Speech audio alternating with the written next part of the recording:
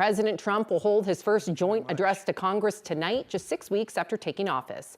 It's been a busy 6 weeks. The president has issued a blitz of executive orders and other actions, remaking American policy on tariffs, immigration, defense, and equality. He has also made moves to shrink the size of the federal government, offering tens of thousands of government employees a buyout and warnings of layoffs to come. Dr. Michael Greenberger, back from the University of Denver to talk to us about all of it. So let's first start with the federal layoffs. What is the president's goal here, in your opinion? I think the president's #1 goal is to exert control over the executive branch of the government. I think a big frustration from the Trump administration and the first administration was that they really weren't able to control their own bureaucracy, or they felt that way. And so I think a lot of these layoffs have some goal of cutting the size of the federal government, but mostly it's about exerting control. And what I've seen is there's a lot of pushback. So the cuts don't seem to be very popular. Is there a chance, do you think, that the administration will look at the public and their response and then change course due to the public pressure?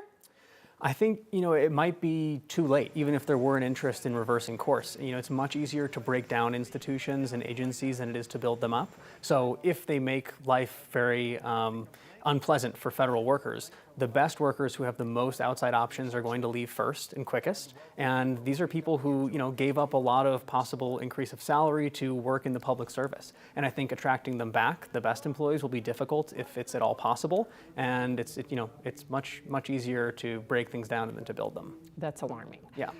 How would you describe Elon Musk's role in our government? Have you ever seen someone have this much power that was not an elected official? No, I think Elon Musk's role currently in our government is a pretty clear break with constitutional precedent. He's unelected, he's unappointed, he hasn't been confirmed by the Senate. The Trump administration itself has been hazy on what exactly his role is. The richest person in the world working closely with the president is very dangerous, if not wholly unconstitutional for the United States right now.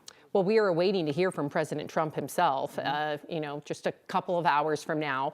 What do you expect from his speech tonight? He says he's going to tell it like it is. Mm-hmm. Yeah, Trump always says he's going to tell it like it is. I think the thing he cares about the most probably right now is that the stock market is not going the direction he would like it to go. And so I think tonight he will try to say the magic words to get those numbers to go in the other direction. Whether that's possible to do while at the same time unleashing tariffs on our allies, I don't know if that's possible. Okay, and let's talk about the Democrats now.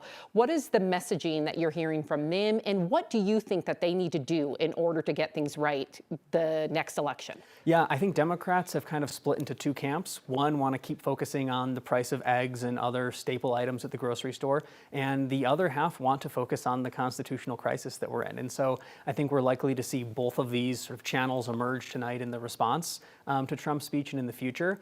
I think that going forward, Democrats' best effort is to probably try to put forward messaging in both of those channels. All right. Well, Dr. Michael Greenberger from the University of Denver, thank you so much for your insight. It's a pleasure as always.